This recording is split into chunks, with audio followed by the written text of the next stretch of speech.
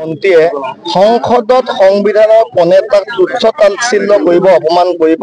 তাতকৈ দুৰ্ভাগ্যৰ বিষয় ভাৰতবৰ্ষৰ ইতিহাসত তাৰ নোলাব। গতিকে ইতিমধ্যে গম পাইছে কি মন্তব্যকে তাৰ নকওঁ যে নৰেন্দ্ৰ মোদী ডাঙৰীয়াৰ নেতৃত্বত অমিত শ্বাহ ডাঙৰীয়াই আমাৰ সংবিধানৰ প্ৰণেতা B.R. আম্বেদকাৰ ডাঙৰীয়াৰ ওপৰত যি অপমানসূচক মন্তব্য কৰিলে, তাৰ বাবে মৰিগাঁও জিলা কংগ্ৰেছৰ সভাপতি আমাৰ ৰমেশ বদলৈৰ নেতৃত্বত আজি আমি বৃহৎ প্ৰতিবাদী কাৰ্যসূচী ৰূপায়ণ কৰিছো।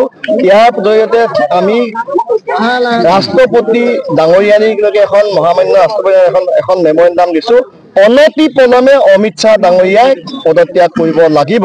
যদি পদত্যাগ নকৰে ভাৰতবৰ্ষৰ কংগ্ৰেছ কৰ্মীৰ লগতে আমাৰ মৰিগাঁও জিলা কংগ্ৰেছৰ সৈনিকসকল শান্ত নাথাকে।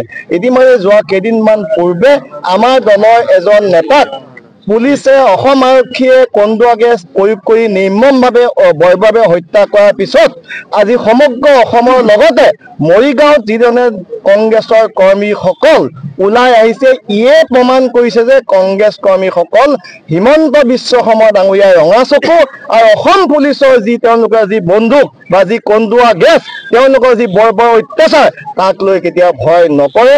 ইয়াতে প্ৰমাণ হৈছে। গতিকে আমি বেছি ক'বলৈ নাযাওঁ, অনতি পলমে অমিত শ্বাহ ডাঙৰীয়াই পদত্যাগ কৰিব লাগিব। আমাৰ সংবিধান প্ৰণেতা বাবা ভীমৰাও আম্বেদকাৰ যি ধৰণে অমিত শ্বাহ ডাঙৰীয়াই অপমান কৰিছে, তাৰ বাবে আমি সকলোৱে আজি ইয়াত একত্ৰিত হৈছোঁ যাতে অমিত শ্বাহ ডাঙৰীয়াই পদত্যাগ কৰক। তেখেতৰ পদত্যাগত আমি জনাইছোঁ। কাৰণ আপোনালোক সকলোৱে জানে যে সংসদত কি ধৰণে অমিত শ্বাহ ডাঙৰীয়াই ভীমৰাও আম্বেদকাৰৰ নাম লোৱাটো এটা ফেশ্বন বুলি কৈছিলে। গতিকে আমি তেখেতসকলক ক'ব বিচাৰোঁ, অমিত শ্বাহ ডাঙৰীয়াক ক'ব বিচাৰোঁ যে যোনে সংবিধান মানে গণতন্ত্ৰ মানে প্ৰত্যেকেই এইটোক নিজৰ অপমান বুলি ভাবিছে। আৰু আমি সকলোৱে একত্ৰিত হৈ পেলাই এই অমিত শ্বাহ ডাঙৰীয়াক সকীয়াই দিব বিচাৰিছোঁ যাতে তেখেতে সকলো ভাৰতবাসীৰ সন্মুখত আঁঠু কাঢ়ি ক্ষমা খুজি পেলাই তেখেতে পদত্যাগ কৰক।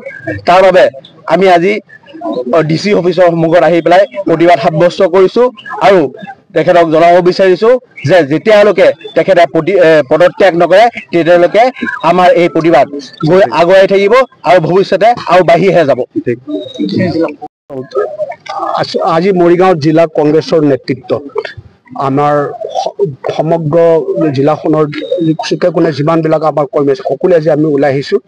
আমাৰ এটাই দাবী যে পৃথিৱীৰ সৰ্ববৃহৎ গণতান্ত্ৰিক দেশ ভাৰতবৰ্ষৰ যিখন সংবিধানৰ দ্বাৰা পৰিচালিত হৈ আছে, সেই সংবিধানৰ প্ৰণেতা B.R. আম্বেদকাৰক যি অসভ্যবাদী অসন্মানসূচক বক্তব্য কেন্দ্ৰীয় গৃহমন্ত্ৰী অমিত শ্বাহ ডাঙৰীয়াই দাঙি ধৰিছিল, তাৰ আমি তীব্ৰ প্ৰতিবাদ কৰিছোঁ আজি মৰিগাঁও জিলা কংগ্ৰেছে।